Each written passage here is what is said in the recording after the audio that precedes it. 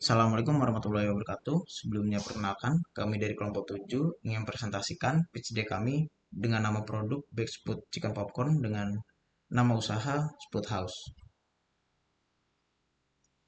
Di sini sebelum saya memaparkan goal dan visi yang kami miliki, di sini saya akan memberikan gambaran singkat tentang produk yang akan kami jual ke depannya. Jadi produk yang kami jual ini merupakan berbahan dasar kentang. Kemudian dari kentang utuh tersebut akan dikukus terlebih dahulu atau bisa menggunakan oven.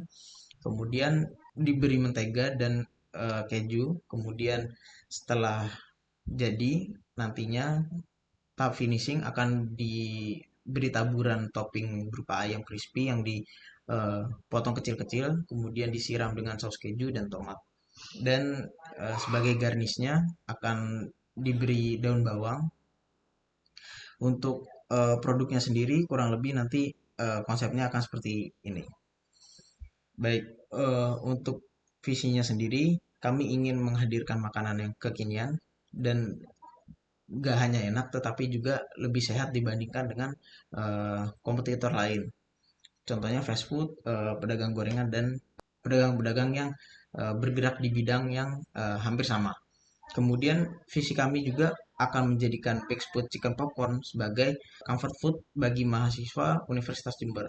Dari hal kecil tersebut nantinya bisa berkembang untuk bisa menjadi brand lokal, kemudian bisa meluas di kampus lainnya dan bisa mencapai pasar kota. Kemudian dampak yang akan timbul dari produk kami sendiri ini bisa sebagai alternatif lain memberikan pilihan makanan cepat saji yang nggak hanya mengenyangkan tetapi juga bergizi. Kemudian mendorong gaya hidup mahasiswa untuk lebih seimbang antara rasa, harga, dan juga kesehatan. Di sini Sput House sendiri tidak akan berjalan lancar tanpa tim yang kuat. Jadi di sini kami berempat, yang mana keempat mahasiswa tersebut yang memiliki semangat, yang kreatif, dan terbiasa untuk berpikir inovatif. Jadi kami juga mampu menggabungkan kemampuan teknologi, pemasaran digital, dan juga eksekusi bisnis di lapangan untuk bisa mewujudkan ide-ide yang eh, kami miliki. Oke, selanjutnya yaitu adalah masalah. Di sini kami mencoba mengidentifikasi masalah-masalah yang ada di dalam masyarakat maupun di saat proses bisnis kami berjalan ke depannya. Jadi untuk masalah yang ada di masyarakat sendiri yaitu adalah sebagai masyarakat ini mungkin menganggap kentang itu sebagai produk yang monoton karena dari cara menyajikannya yaitu seperti digoreng atau direbus atau dikukus itu cukup monoton. Kemudian selanjutnya adanya rasa bosan terhadap varian jajanan yang sudah ada. Jadi di sini customer kami khususnya mahasiswa ini bosan terhadap pilihan jajanan yang monoton seperti gorengan, instan atau fast food yang sudah ada. Kemudian di sini untuk jalannya bisnis sendiri ke depannya kami memperkirakan masalah kami itu terdapat di sisi fluktuasi harga bahan baku. Jadi di sini harga kentang itu bisa aja berubah-ubah sesuai dengan musim atau jalur distribusi yang terjadi. Kemudian permintaan pasar juga mempengaruhi harga dari satu kentang itu. Faktor lainnya yaitu pada ukuran kentang yang seragam dan cukup besar itu bisa jadi tantangan bagi kelangsungan bisnis kita sendiri. Kemudian kebutuhan alat untuk menunjang keberhasilan pembuatan produk di sini sebenarnya eh, produk kami ini membutuhkan peralatan khusus seperti oven. Tapi beberapa cara kami kami jadikan alternatif untuk menutupi penggunaan oven sendiri. Kemudian di sini ada harapan konsumen. Jadi eh, konsumen sendiri menginginkan olahan kentang dengan varian rasa dan penyajian yang lebih kreatif dan menarik. Selain itu, eh, customer ingin jajanan yang sehat, enak, dan berbeda dari pilihan yang sudah ada. Dan juga customer sendiri ingin produk yang memiliki harga produk yang tetap stabil meskipun dari sisi kita sendiri terdapat fluktuasi pada bahan bakunya. Dan juga customer sendiri mengharapkan produknya itu eh, konsisten, baik itu dari kualitas rasanya, teksturnya, dan juga tampilannya. Kemudian solusi yang ada saat ini yaitu produk kentang yang ada di pasaran itu masih terbatas pada olahan standar, yaitu kentang goreng, keripik, atau mashed potato, sehingga kami bisa menghadirkan spot potato ini sebagai inovasi, baik itu inovasi dalam segi pembuatannya maupun segi rasanya. Kemudian jajanan cepat saji di sekitar mahasiswa ini didominasi dengan gorengan dan fast food, sehingga variasi dari eh, variasi untuk tren kuliner yang baru masih jarang tersedia. Kemudian eh, di sini Sput House sendiri hadir sebagai inovasi olahan kentang yang eh, lebih kreatif, sehat, dan juga sesuai dengan kebutuhan mahasiswa, karena ada 4 poin yang kami pegang, yaitu varian Sput Potato ini cukup unik dan menarik, dan karena berbahan dasar kentang, yang mana kentang sendiri ini eh, merupakan salah satu karbohidrat, jadi bisa dikategorikan sebagai makanan yang eh, cukup sehat, karena dari cara penyajiannya yaitu dipanggang, bukan hanya digoreng berkali-kali.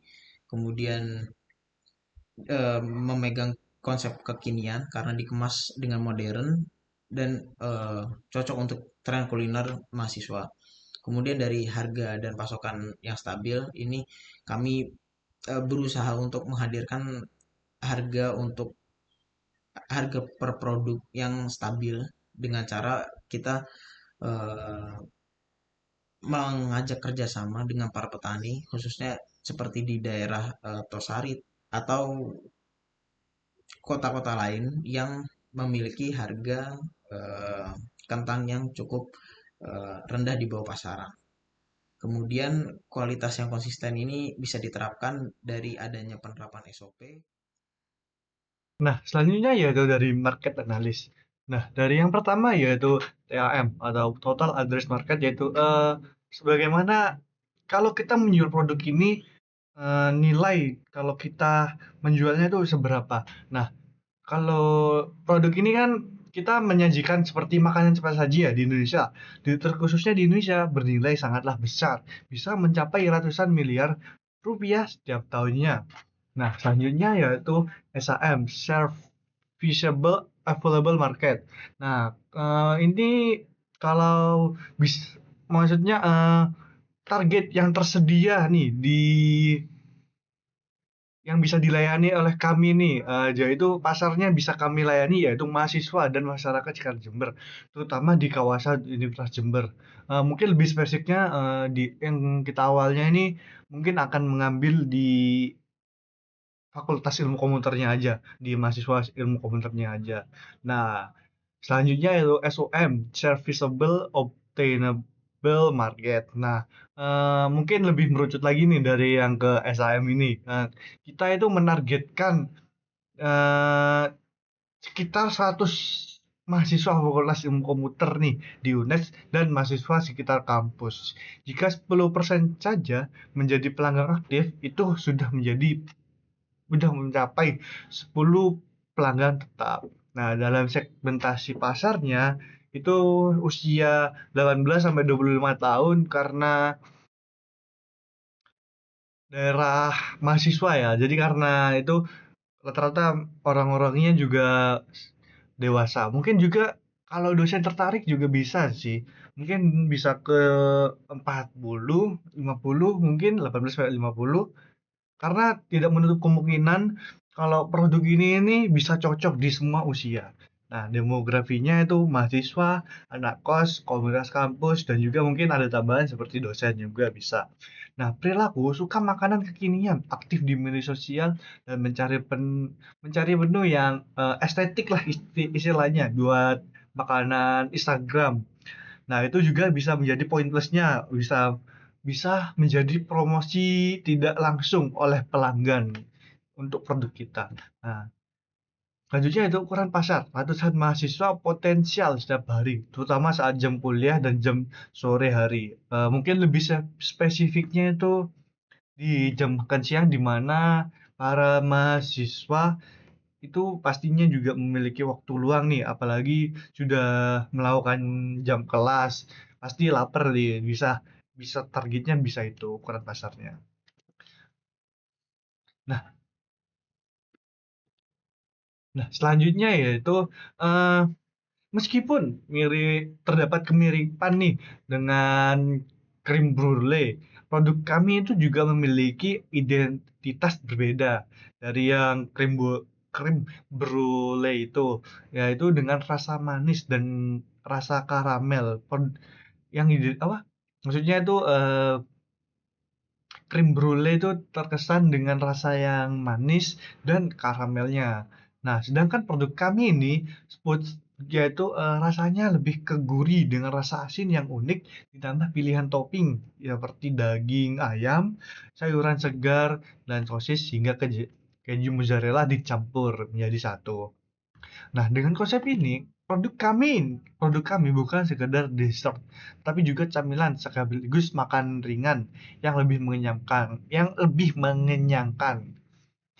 Mungkin istilahnya bisa sebagai pengganjal perut sementara nih. Mungkin karena mahasiswa itu kelas nih, mungkin waktunya mepet-mepet, jadi butuh makanan yang cepet dan nggak banyak, dan nggak berat juga, dan juga bisa menjadi pilihan Sput ini. Nah, dalam hasil observasi kami menunjukkan belum ada penjualan sputs di kantin kampus.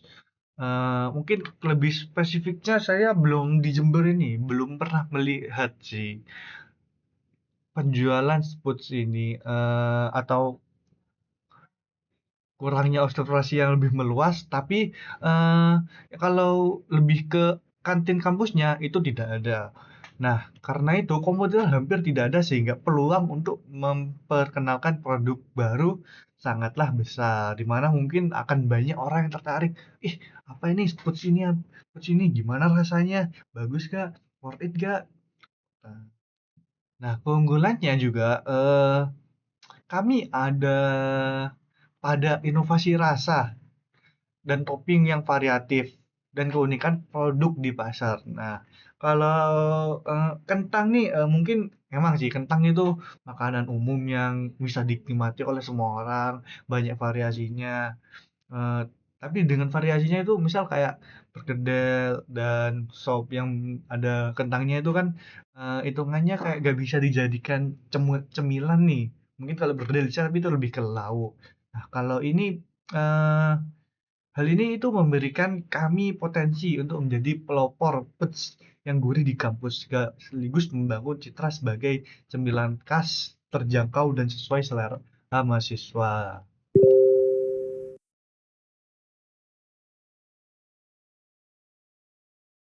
Nah, selanjutnya yaitu kompetitornya. Kompetitor langsung ini fast food.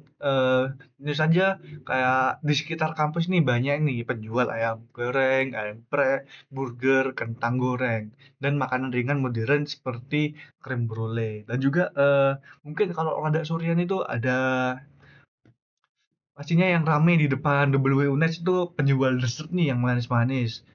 Nah, tetapi kan di produk kami itu bukan hanya manis tapi juga gurih.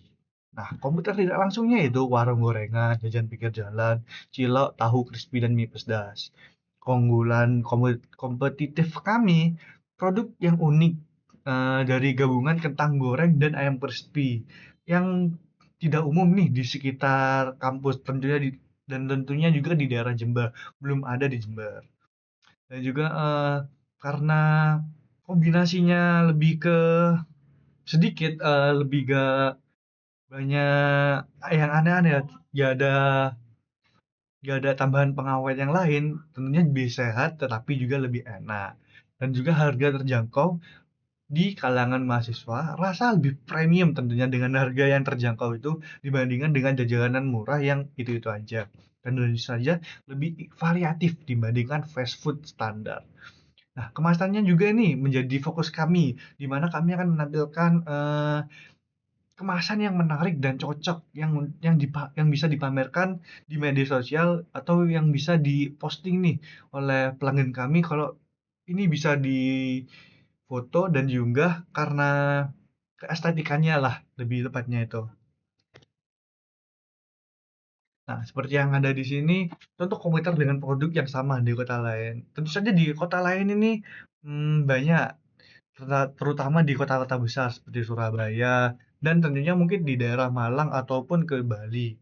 Dan seperti di sini, potensinya dari segi media sosialnya aja dari like-nya sudah mencapai ratusan ribu nih.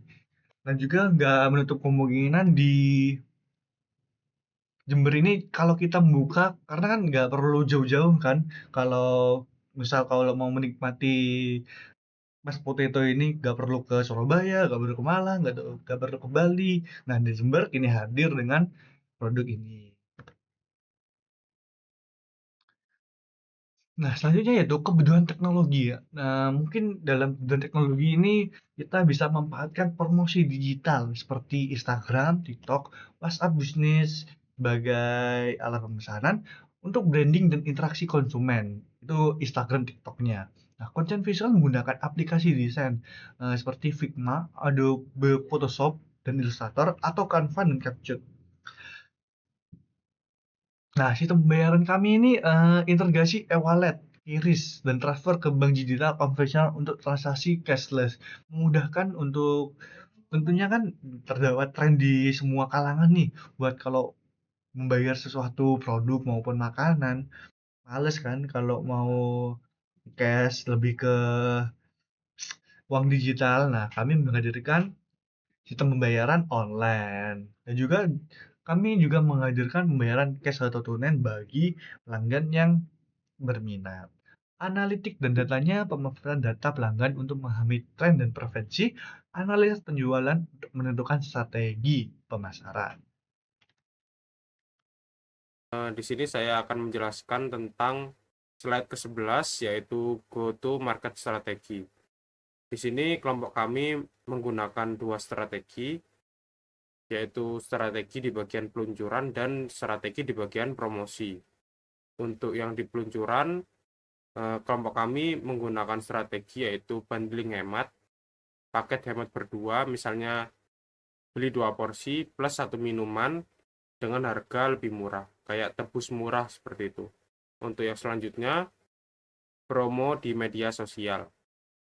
Diskon kecil 2.000 untuk yang sudah follow akun Instagram dan repost postingan eh, dari makanannya.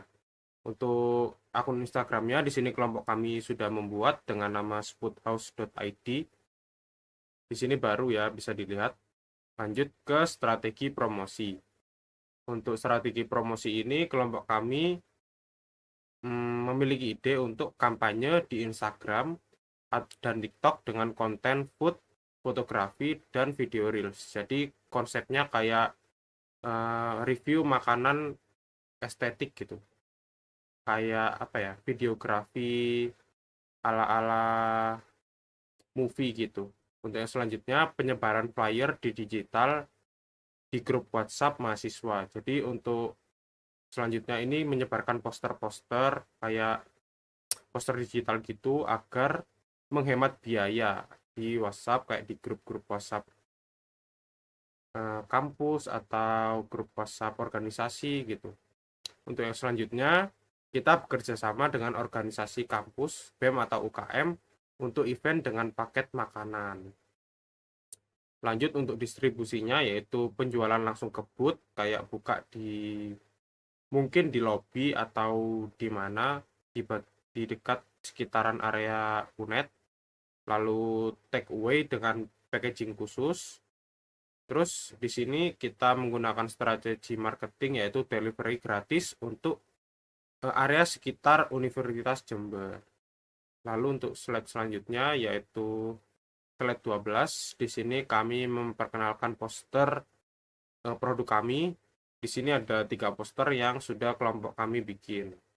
Itu yang pertama ini poster untuk mengenalkan topping. Jadi apa sih isi toppingnya? Nah, di sini toppingnya bisa dilihat yaitu chicken bites. Jadi chicken bites itu kayak ayam crispy yang dipotong kecil-kecil. Jadi kayak bites atau kayak bisa disebut chicken popcorn atau chicken bites. Lalu untuk yang kedua ini poster utamanya untuk ICE. Di sini ada jargonnya sedikit, lalu di sini ada hashtag-hashtag untuk di sosial medianya, lalu di sini ada harga dari produk dan nama makanannya. Di sini ada deskripsi singkat tentang makanannya, di bawah sini ada logo-logo UNED, Fasilkom, BEM, dan ICE. Lalu ini logo dari produk kita. Ini nama dari produk kita, lalu di bawah sendiri ada akun Instagram dari produk kita, yaitu spoodhouse.id. Lalu untuk yang selanjutnya di sini poster yang ketiga, yaitu poster untuk memperkenalkan jargonnya, yaitu Spood Time All the Time. Di sini juga sama seperti poster yang utama, ada harga, nama, dan contoh produknya di sini. Tidak lebih, tidak kurang. Untuk yang selanjutnya, slide 13. Di sini ada bisnis model. Untuk yang pertama, revenue stream. Jadi penjualan kentang panggang per porsi. Jadi kami menjual kentang panggangnya per porsi. Lalu ada paket hemat bundling untuk mahasiswa. Lalu bisa custom topping berbayar. Jadi kalau toppingnya ingin ganti atau toppingnya ingin diperbanyak, harga bisa menyesuaikan dari toppingnya tersebut. Lalu untuk pricing strategi, kami menjual per porsi ini 12.000 sampai 15.000 per porsinya. Lalu ada harga hemat dibanding dengan fast food yang besar, namun dengan value yang premium.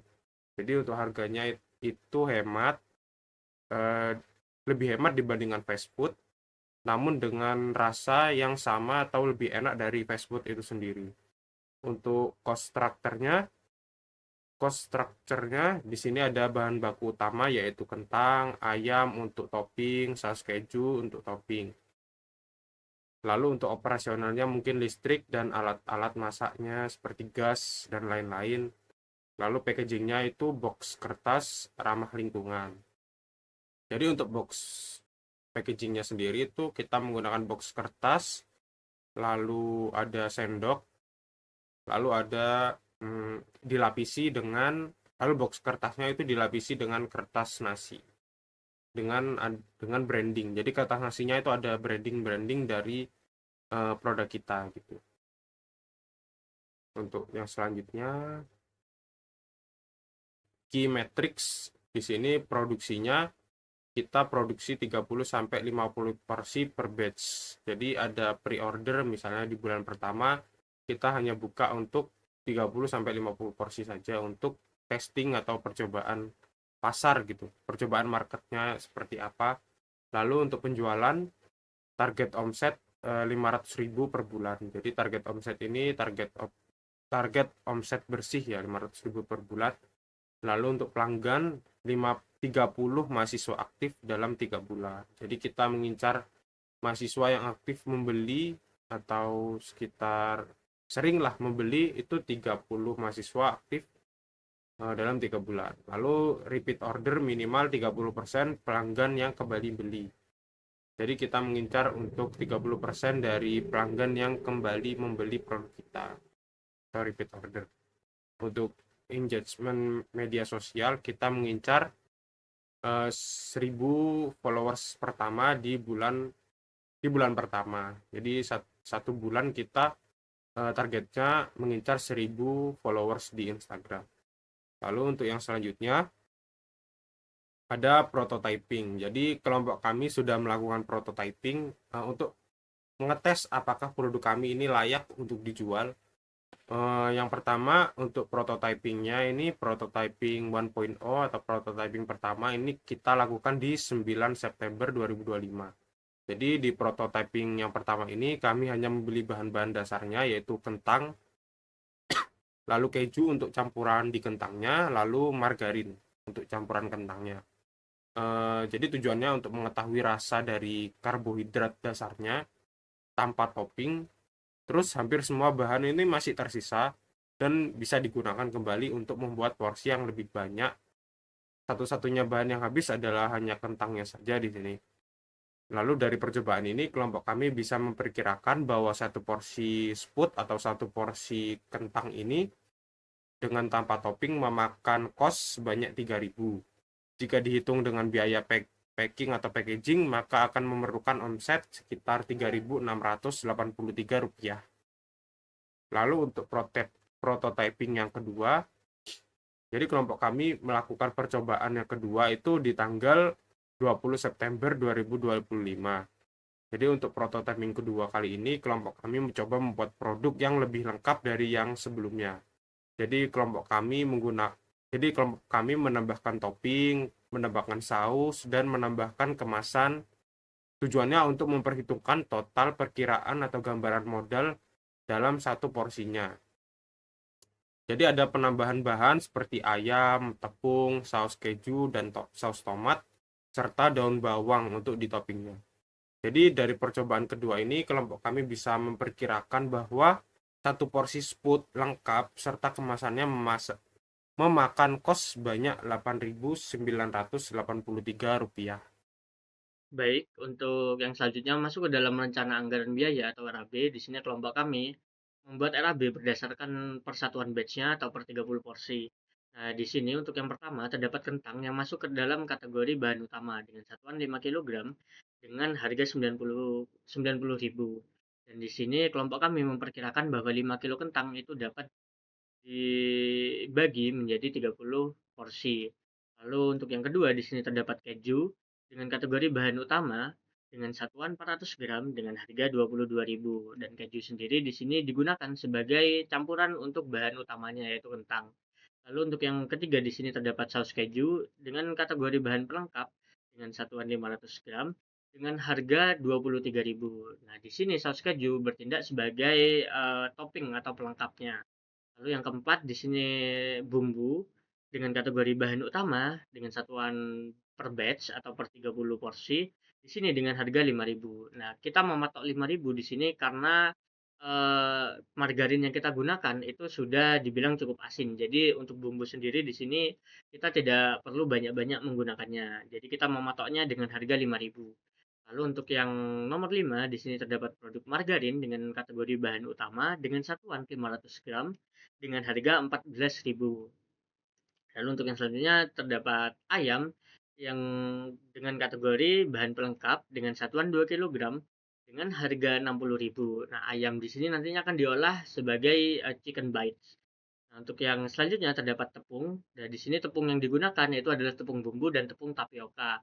Untuk kategorinya di sini sebagai bahan pelengkap dengan satuan batch atau per 30 porsi dengan harga 20.000.